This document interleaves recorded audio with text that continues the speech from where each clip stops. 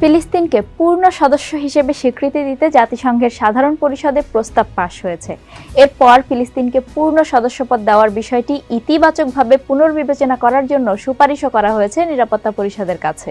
কারণ শুধু নিরাপত্তা পরিষদের সদস্যদের ভোটেই জাতিসংঘের পূর্ণ সদস্যপদ নির্ধারিত হতে পারে। গত 10 মে সাধারণ পরিষদের 193টি দেশের মধ্যে এই প্রস্তাব নিয়ে ভোটাভুটি হয়। এর আগে গত এপ্রিলে নিরাপত্তা পরিষদে ফিলিস্তিনকে পূর্ণ সদস্য হিসেবে স্বীকৃতি দেওয়ার প্রস্তাবে মার্কিন যুক্তরাষ্ট্র ভেটো দেয়। এতে তখন প্রস্তাবটি খারিজ হয়ে যায়।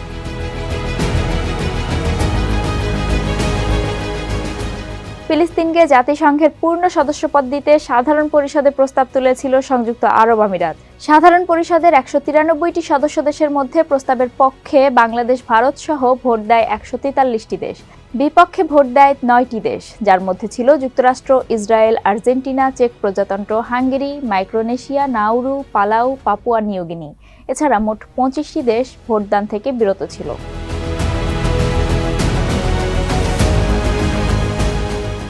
সাধারণ পরিষদে এই ভোটের মাধ্যমে জাতিসংঘের পূর্ণ সদস্যপদ না পেলেও সাধারণ পরিষদে ফিলিস্তিনের মর্যাদা আরও বাড়ানো হয়েছে।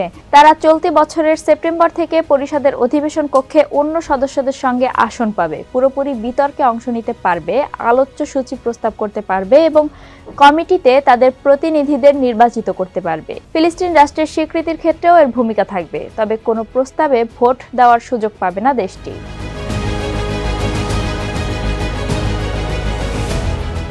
2012 সাল থেকে জাতিসংঘের সদস্য নয় এমন পর্যবেক্ষক হিসেবে মর্যাদা পাচ্ছে ফিলিস্তিন। জাতিসংঘের পূর্ণ সদস্যপদের জন্য প্রথমে সংস্থাটির 15 সদস্যের নিরাপত্তা পরিষদে আবেদন পাশ হতে হয়, এরপর সেটি সাধারণ পরিষদে পাশ হয়। তবে এই প্রস্তাব আবার নিরাপত্তা পরিষদে তোলা হলে যুক্তরাষ্ট্র যদি ভেটো ক্ষমতা প্রয়োগ করে সেটি আবার আটকে যেতে পারে।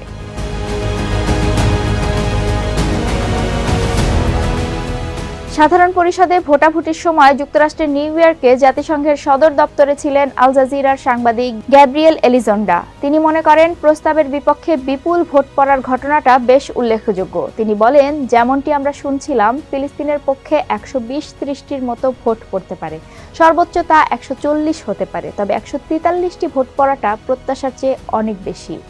ভোটের পর ফিলিস্তিনের প্রেসিডেন্ট মাহমুদ আব্বাস জানান, প্রস্তাব পাশ হওয়ার মধ্য দিয়ে এটা দেখা গেছে যে বিশ্ব ফিলিস্তিনিদের স্বাধীনতা ও অধিকারের পক্ষে রয়েছে। একই সঙ্গে তারা ইসরায়েলের দখলদারিরও বিপক্ষে রয়েছে। অন্যদিকে জাতিসংঘে ইসরায়েলের রাষ্ট্রদূত গিলাড এরডান এই ভোটের নিন্দা জানিয়েছেন। তিনি বলেন, জাতিসংঘ এখন একটি সন্ত্রাসী রাষ্ট্রকে স্বাগত জানাচ্ছে।